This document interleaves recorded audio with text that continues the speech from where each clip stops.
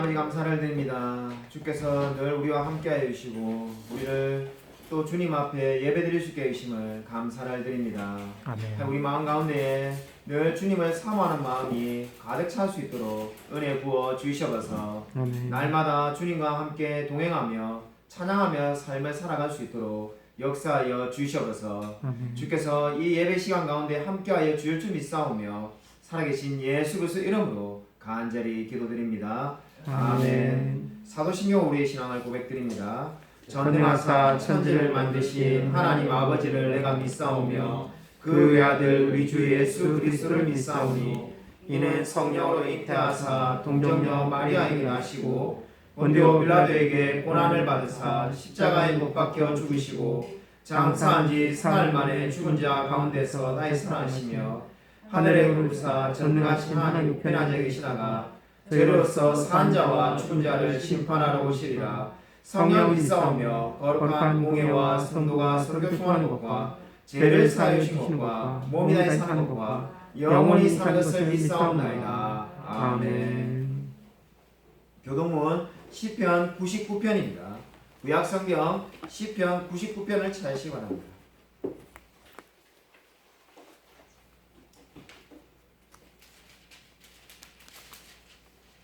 구약성경 875면에 있습니다. 구약성경 875면 시편 99편 1절부터 끝절까지 제가 한 절, 성도님들 한 절 교독하도록 하겠습니다.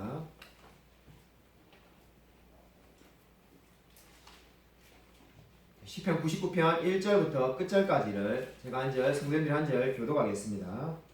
여호와께서 다스리시니 만민이 떨 것이요 여호와께서 그룹 사이에 자정하시니 땅이 흔들릴 것이로다. 시온에 계시는 여호와는 위대하시고 모든 민족보다 높으시도다. 주의 크고 두려운 이름을 찬송할지니 그는 거룩하심이로다.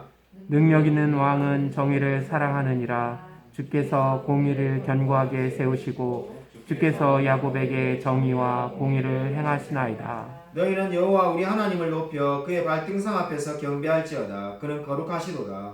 그의 제사장들 중에는 모세와 아론이 있고 그의 이름을 부르는 자들 중에는 사무엘이 있도다. 그들이 여호와께 간구하며 응답하셨도다. 여호와께서 구름 기둥 가운데서 그들에게 말씀하시니 그들은 그가 그들에게 주신 증거와 율례를 지켰도다. 여호와 우리 하나님이여, 주께서는 그들에게 응답하셨고 그들의 행한 대로 갚기는 하셨으나 그들을 용서하신 하나님이시니이다. 너희는 함께 읽으시겠습니다. 너희는 여호와 우리 하나님을 높이고 그 성산에서 예배할지어다. 여호와 우리 하나님은 거룩하심이로다. 아멘. 영상으로 하나님께 찬양을 드리겠습니다.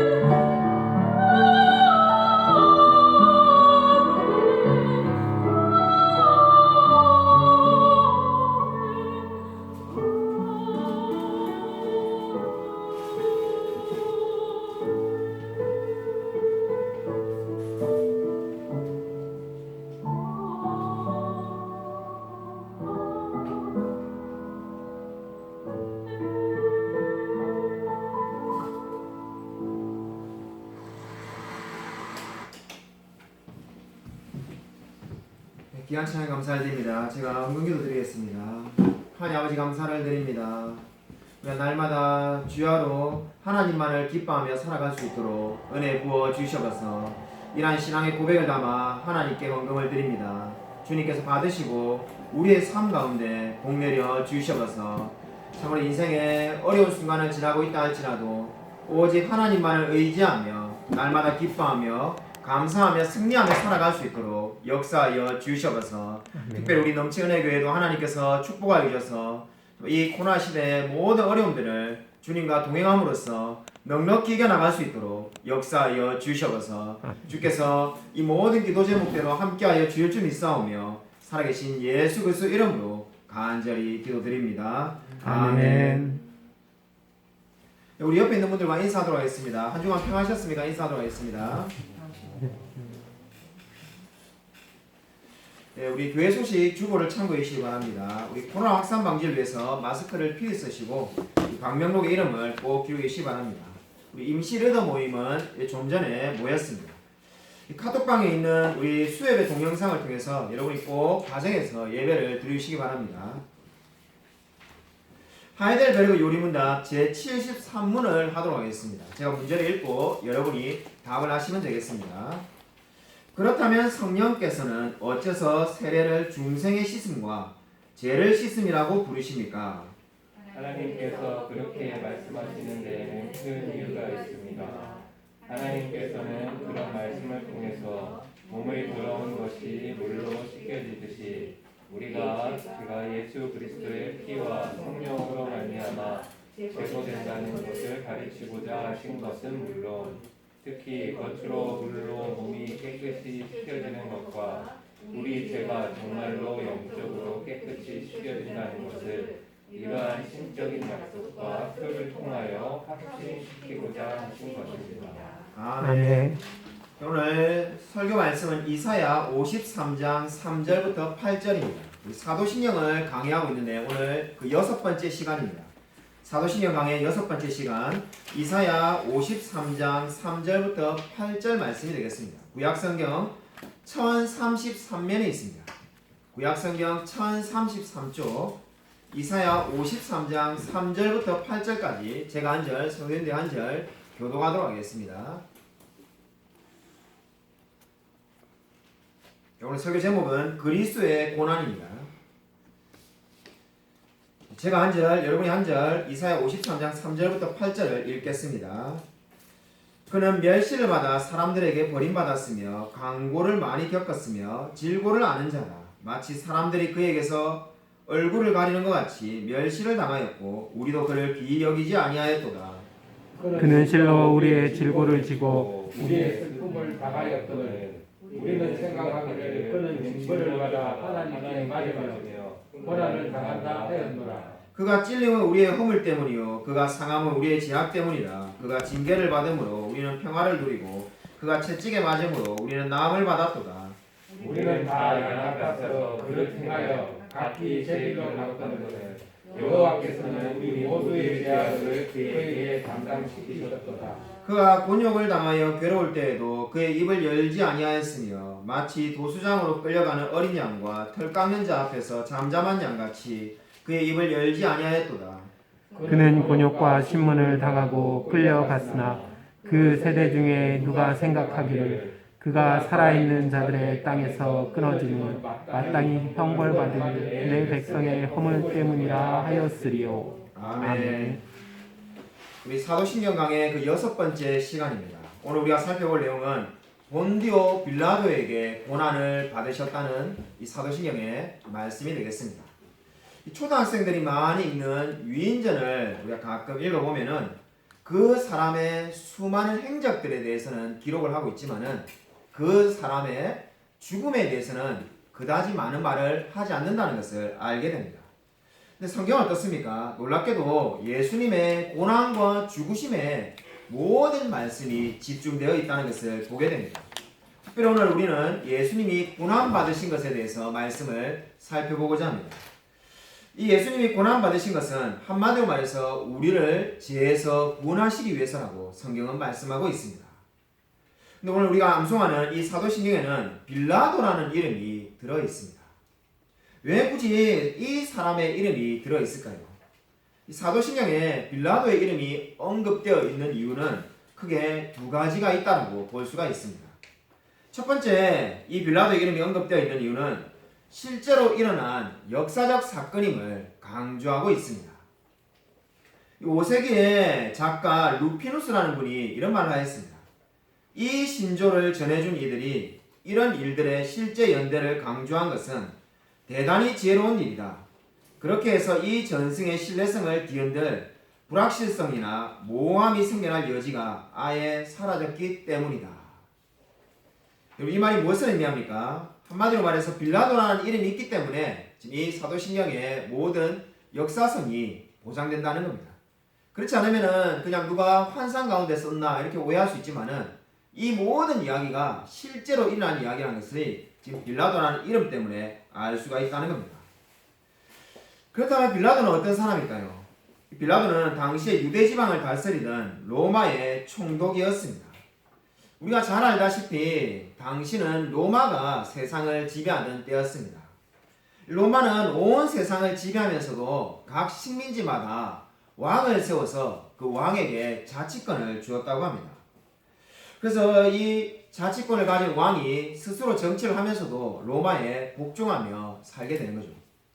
예수님 당시에 이 유다는 헤롯이 다스렸는데 이 헤롯은 약 40년간 왕위에 있었습니다. 이 헤롯이 죽을 때 문제가 생기는데 자신이 다스리고 있던 이 땅들을 4명의 아들들에게 나누어 주고 싶어 했다고 합니다.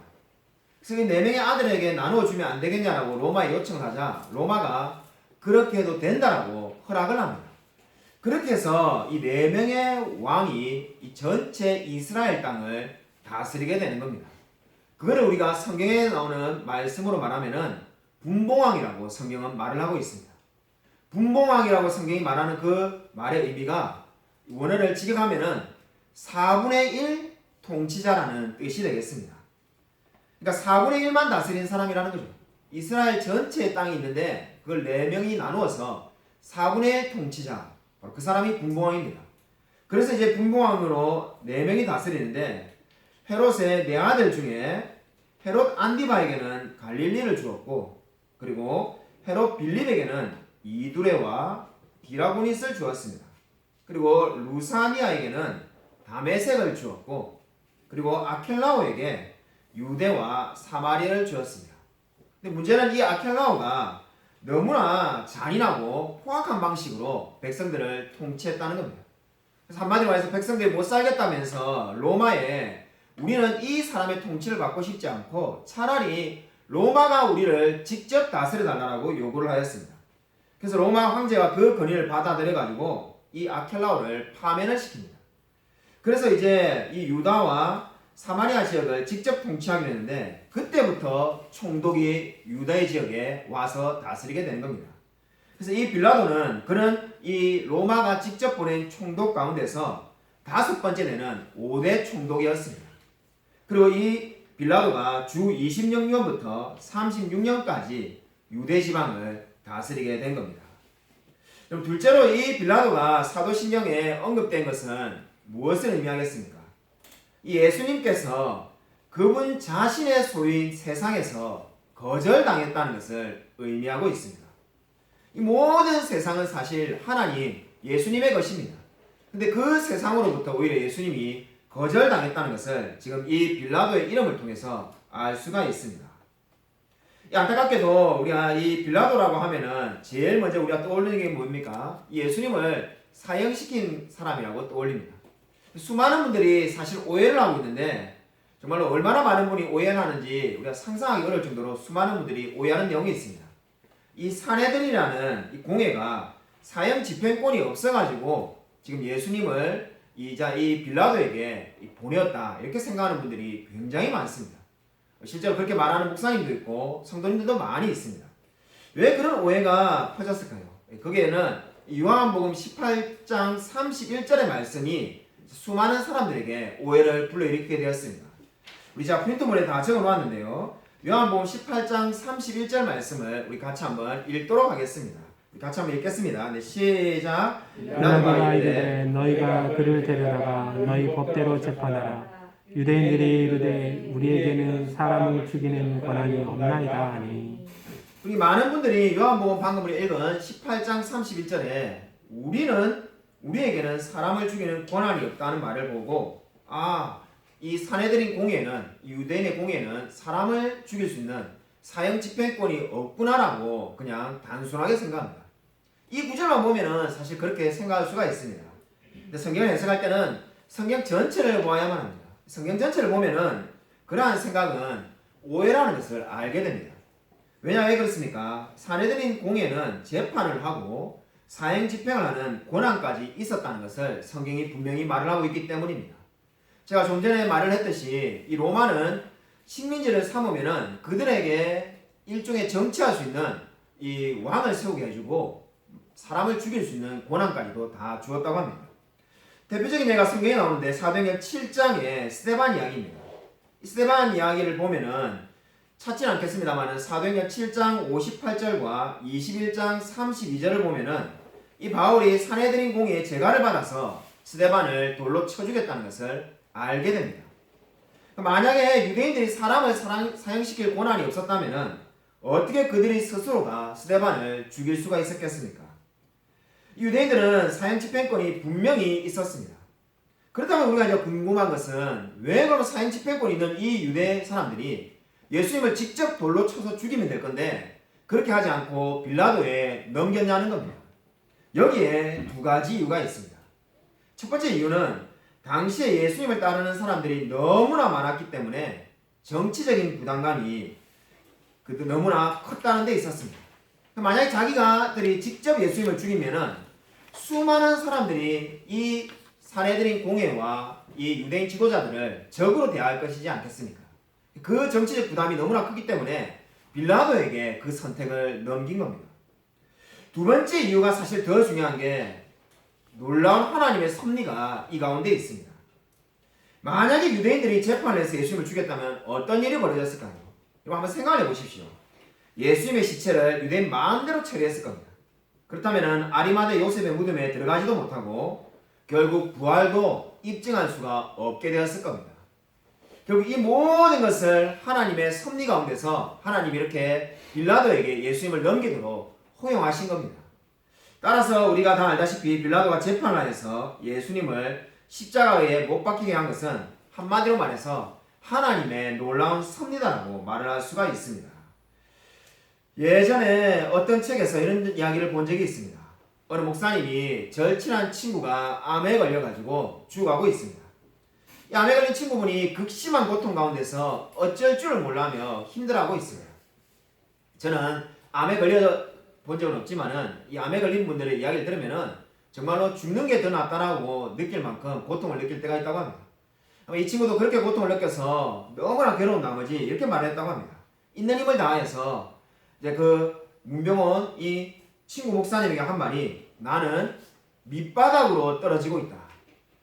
나는 밑바닥으로 떨어지고 있다고 이렇게 말을 한 거죠. 신앙이 막 강해가지고 주님을 붙들고 있다 이렇게 말을 해야 되는데 너무나 괴로우니까 나는 밑바닥으로 떨어지고 있다 이렇게 말했다고 합니다. 그 말을 듣고 있던 목사님이 이렇게 대답을 했다고 합니다. 그 바닥이 반석이라는 것을 기억하라. 대단한 말이지 않습니까? 내가 밑바닥으로 떨어지고 있다면서 삶이 나락으로 내려가고 있다고 하니까 그 바닥이 바로 예수님의 반석이라는 겁니다. 거기서 위로를 받으라는 거죠.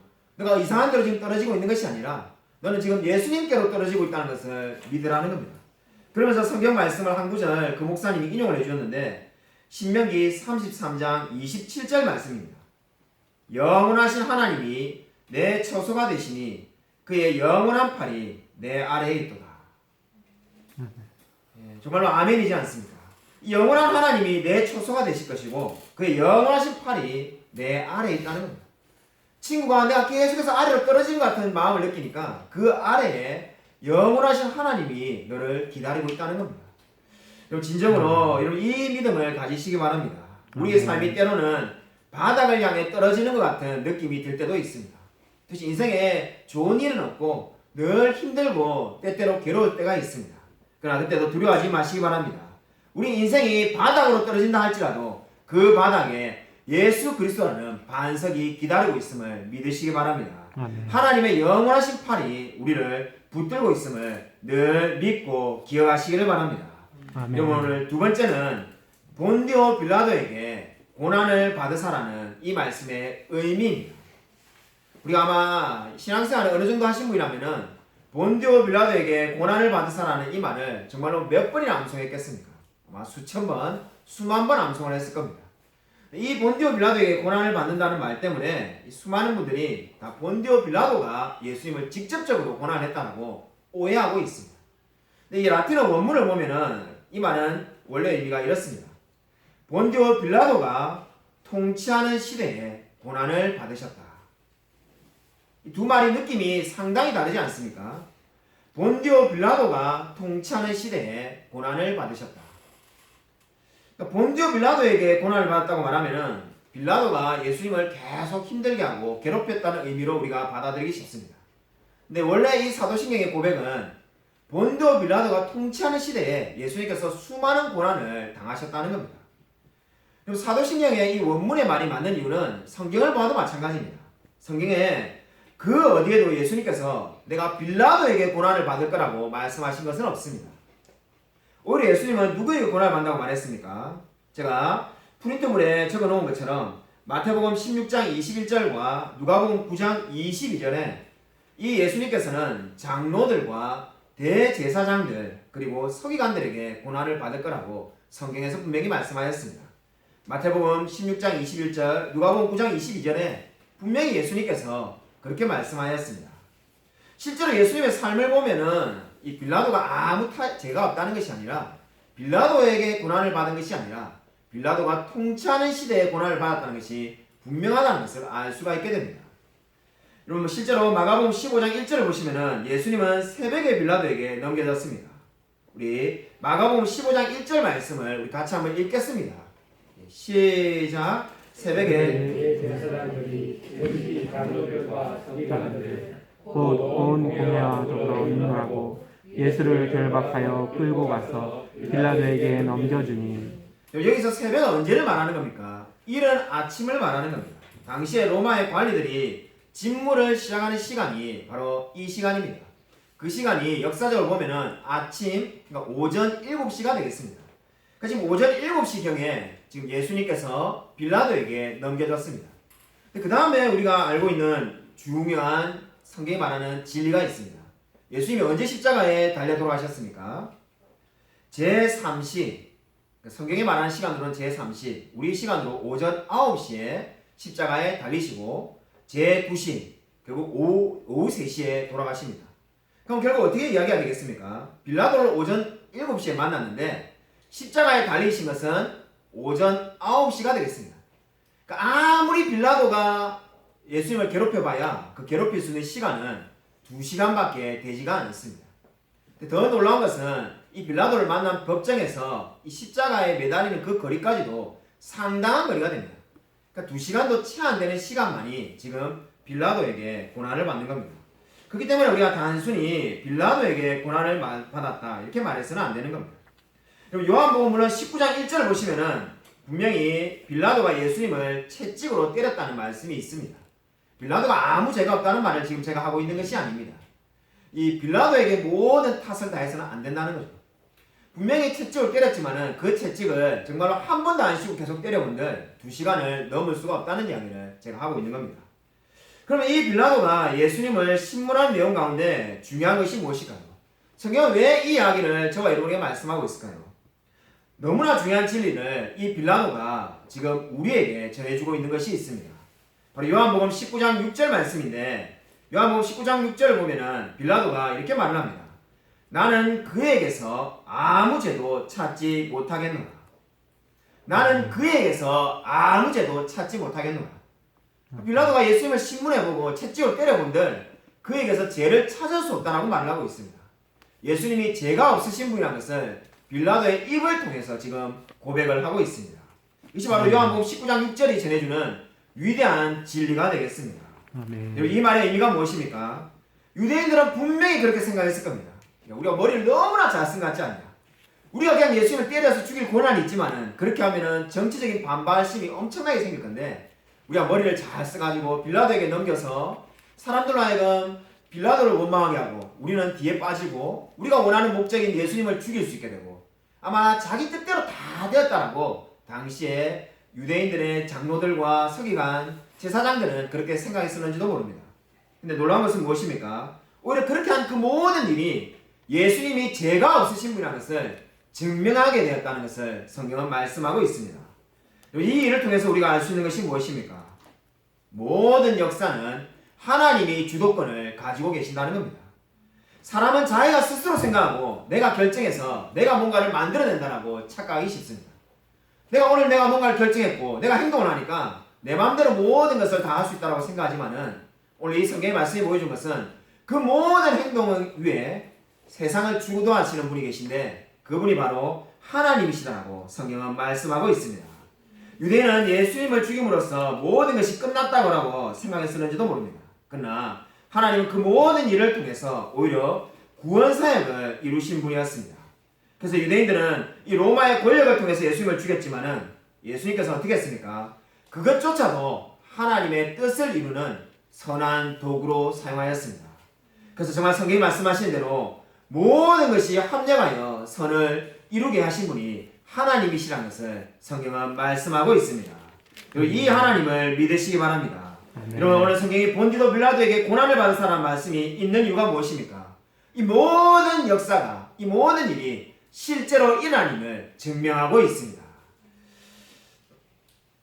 저는 요즘 그런 생각이 참 많이 들었었는데 이게 정말 성경에 지금 방금 본디도 빌라도에게 고난을 받은 사람하고 우리 적혀 있으니까 사도신경에 입증될 수 있는 것처럼 이게 증명되지 않는 것은 우기는 사람이 이기는구나 라는 생각을 많이 하게 되었습니다.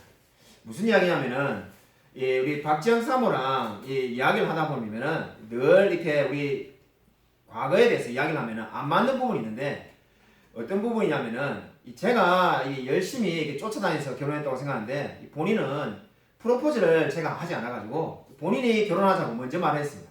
그게 늘 마음에 걸리는지 왜 결혼하자는 소리를 안 했는가 이렇게 따져 묻습니다. 그때만 제가 하는 말은 쫓아다니는 것도 죽을 힘을 다해서 쫓아다니는데 여러분도 다 아시죠? 편지를 1200통 쓰고 하루에 60몇 통 전화를 하고 근데 이게 뭐 무슨 용기가 있어서 프로포즈를 하겠습니까? 근데 본인이 늘 결혼하자는 것을 이게 말을 했는데 제가 전혀 그거를 못 받아들이고 이게 오랫동안 연애를 했답니다. 제가 그 말 들을 때마다 이게 세상에 녹음을 해놓든지 증거 기록을 적어놨어야 되는데 그냥 우기는 사람이 이기는 거구나. 말도 되도 안 하는 소리를 한다. 자, 늘 이렇게 해가지고 둘이 박정사모는 지인작부터 빨리 결혼하고 싶어 했다고 이렇게 말하고 저는 저런 거 전혀 못 느꼈다 이런 이야기를 수도 없이 많이 했습니다. 이번 주에 우리 철로역정반하고 성경 공부를 하는데 우리 철로역정이 원래 오전 10시 반에 하는데 우리 공부하시는 세 분의 우리 성도님이 다 시간이 저녁에 된다고 해서 화요일 저녁에 하기로 해서 이제 교회에 와서 이제 기다리는데 제가 이제 좀 뭐 시간이 남아 있으니까요. 간만에 이메일이나 정리를 해야 되겠다 이래가지고 이메일을 정리하려고 들어가니까 이메일이 막 1000몇백 통이 쌓이더라고요. 하도 이메일을 안 보니까 정리를 하다 보니까 그 밑에 이 폴더를 하나씩 만들어 갈 거고 저 깜짝 놀랐는데 이 박지영이라고 적혀있는 폴더가 하나 있었습니다.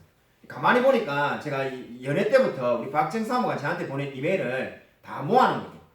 그거를 아마 한 15년, 16년 뭐 정말로 아주 오랜만에 이제 들어가서 보게 된 거예요. 읽다가 보니까는 이거 재미가 있어가지고 몇 개 있는데 이 연애 초창기에 아마 제 이거 날짜를 보니까는 연애를 한지 사귀로 한지 한 3주 됐을 텐데 박지영 사모가 저한테 보낸 이메일이 있더라고요.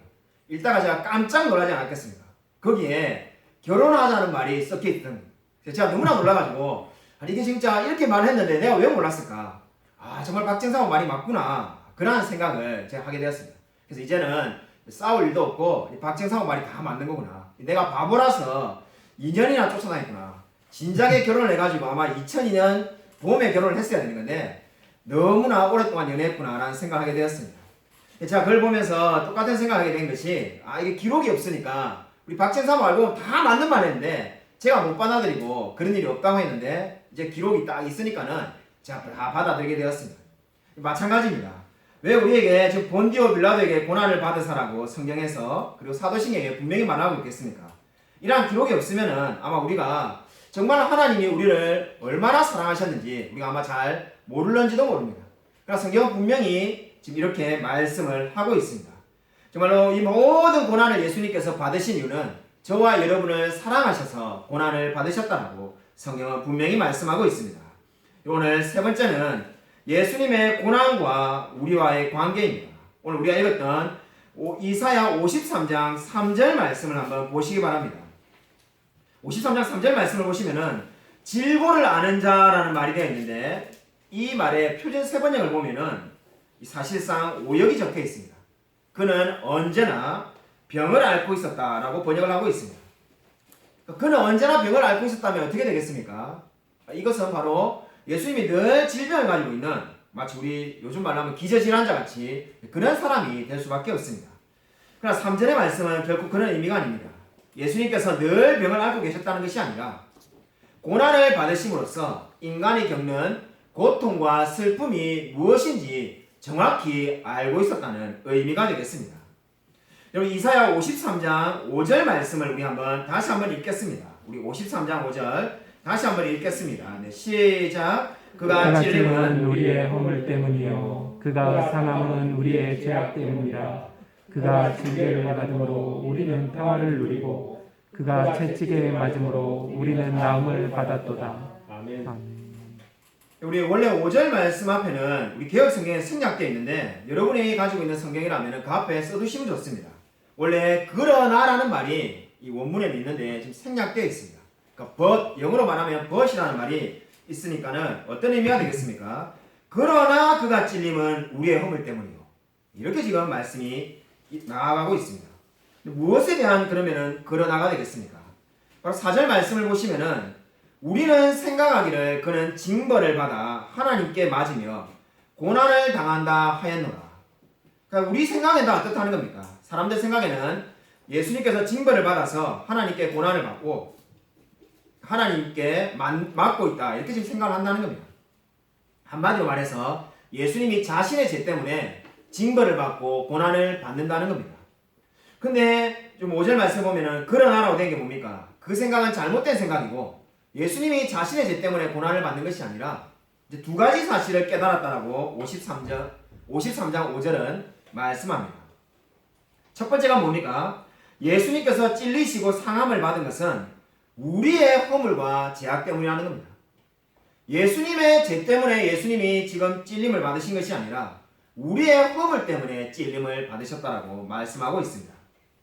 두 번째 진리는 더욱더 우리를 놀라게 하는데 예수님께서 징계를 받음으로 우리가 평화를 잊게 된다라고 말을 하고 있습니다. 예수님이 징계를 받아가지고 예수님이 평화로운 것이 아니라 그 모든 열매를 우리가 누린다라고 성경은 말씀하고 있습니다. 세상에 이렇게 놀라운 관계가 어디에 있겠습니까? 우리가 죄를 지었는데 예수님께서 대신 고통을 당하시고 이걸 우리가 교리적으로 죄의 전가라고 말을 하죠. 그리고 우리 예수님께서 고난을 받으셨는데 우리가 평화와 나음을 받게 됩니다. 교리적으로 의의 전가라고 말을 합니다. 그 모든 은혜를 우리가 받게 되는 겁니다. 예수님께서 우리의 모든 죄를 다 가져가시고 그리고 우리에게 예수님이 이루신 모든 의를 주신다라고 성경은 말씀하고 있습니다. 저와 여러분이 이 놀라운 은혜를 받은 자임을 늘 기억하시며 감사하시길 바랍니다. 여러분 믿으시면 아멘 하시길 바랍니다. 아멘. 여러분 미국의 아침 식단의 황제라고 불리던 크로웰의 이야기입니다. 이분은 9살 때 아버지와 동생을 폐결핵으로 잃게 됩니다. 그리고 본인도 폐결핵을 앓다가 이제 투병 가운데 있는데 당시에 무디 목사님이 인도하는 부흥 집회에 참석을 하게 됩니다. 그 당시에 무디 목사님이 설교를 이렇게 했다고 합니다. 오직 한 번밖에 살 수 없는 인생, 하나님께 쓰임받는 위대한 인생을 살자. 이런 주제로 설교를 했다고 합니다. 이 어린 크웰의 마음 가운데 이 말이 맞다는 생각이 들었다고 합니다. 오직 한 번밖에 없는 인생, 하나님을 위해서 위대하게 살자. 위대하게 쓰임받고 살자. 그 말에 감동을 받아서 주님을 위해 살겠다면서 하나님을 위해서 돈을 벌어서 이 무디 목사님 같은 분을 도우며 살고 싶다고 주님께 간절히 기도했다고 합니다. 주님 정말로 저에게 돈을 주면은 제가 하나님께 영광 돌리고 이런 무디 목사님을 위해서 돈을 사용하며 살겠습니다. 이렇게 기도했다고 합니다. 이 당시는 남북 전쟁이 끝나고 나서 미국에 경제적으로 어려워서 사람들이 아침에 막 돈 벌러 나간다고 바빴다고 합니다. 그래서 아침 식사를 제대로 할 수 있는 여유가 없는데 이분이 하나님께서 지혜를 주셔서 생각해낸 것이 이제 바로 우리가 잘 알고 있는 시리얼이 되겠습니다. 그래서 이분이 오트밀에다가 우유를 부어가지고 아침을 먹으면은 빨리 먹을 수 있고 영양도 충분하겠구나 해서 이분이 시리얼을 만듭니다. 이분이 최초로 이것을 만드는데 이것이 수많은 사람들에게 인기를 얻어서 많은 돈을 벌게 됩니다. 그래서 그 수많은 사람들이 이분에 대해서 말하지만은 미국의 음식 문화를 바꾼 천재적인 사람이라고 평가를 받게 됩니다. 이분이 그 많은 돈을 가지고 범죄 예방기구에 수많은 돈을 헌금하고 그리고 많은 가난한 사람을 위해서 기부하며 인생을 살았다고 합니다. 그래서 늘 90이 넘은 나이에도 늘 하나님을 위해서 살겠다고 말을 하던 이분의 장례식에 헨리 파스, 윌 호튼 교장 선생님이라는 무디 성경학교 교장 선생님이 마지막에 추도사를 이렇게 표현했다고 합니다. 제가 만나본 분 중에 가장 예수님을 닮은 분이었습니다. 제가 만나본 사람 중에 가장 많이 예수님을 닮아본 사람입니다라고 생각합니다라고 말을 했다고 합니다. 이 말이 무엇을 보여주겠습니까? 진정으로 예수님을 만난 사람은 예수님을 닮아가며 살고자 노력을 합니다. 저와 여러분에게 얼마나 많은 은혜를 누렸습니까?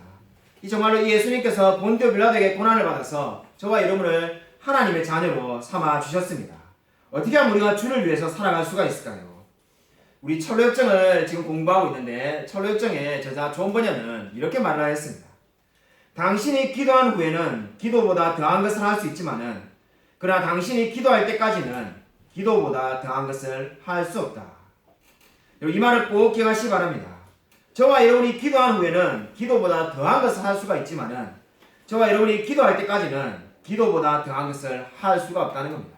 이 말은 무엇을 의미합니까? 하나님께 의지하고 기도할 때만이 우리가 정말로 주님을 위해서 살 수 있다는 것을 말씀하고 있습니다.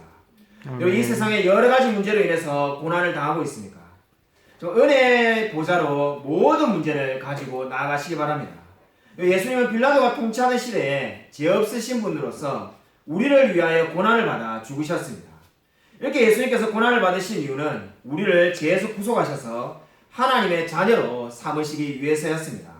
아무쪼록 예수님께서 우리를 위해서 고난을 받으셨다는 이 진리를 믿으며 날마다 주님께 감사하며 살아가는 저와 우리 모든 성도님이 되시기를 주님의 이름으로 간절히 축원드립니다. 이 시간에 이렇게 우리 말씀을 생각하면서 1분간만 묵상으로 기도하고자 합니다. 예수님께서 본디오 빌라도에게 고난을 받으사 십자가에 못 박히시고 우리를 위해서 부활하셨는데 이 예수 그리스도를 위해서 우리가 날마다 그리스도를 닮아가며 살아갈 수 있게 해달라고 예수 그리스도의 영광을 위해 살아갈 수 있게 해달라고 이 시간 우리 1분간만 말씀을 생각하면서 묵상으로 기도하겠습니다.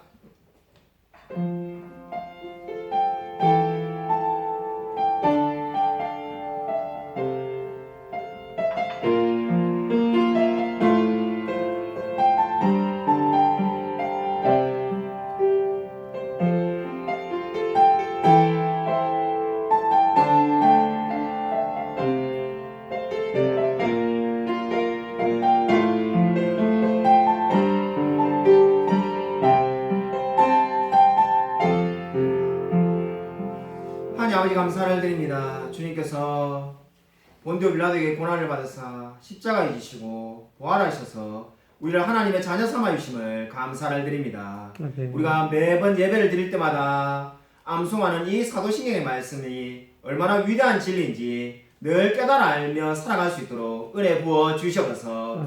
참으로 정말 이 위대한 진리 가운데 우리의 모든 삶을 드리며 살아갈 수 있게 되어지기를 소원합니다. 날마다 이 말씀 가운데 살아가며 우리의 모든 삶을 주님께 드리며 살아갈 수 있도록 은혜 부어 주시옵소서. 주께서 우리의 삶을 늘 붙들어 줄 줄 믿사오며 살아계신 예수 그리스도 이름으로 간절히 기도드립니다. 아멘. 이제는 주 예수 그리스도의 은혜와 하나님의 사랑과 성령의 교통하심이 본디오 빌라도에게 고난을 받으사 십자가에 못 박혀 죽기까지 우리를 사랑하시고 우리의 모든 죄를 용서해 주신 이 예수 그리스도의 은혜에 감사하며 날마다 예수 그리스도를 닮아 살아가기로 다짐하는 이 자리에 있는 성도들과 동영상을 예배드린 모든 성도들 머리 위에 지금부터 영원토록 함께 있을지어다. 아멘.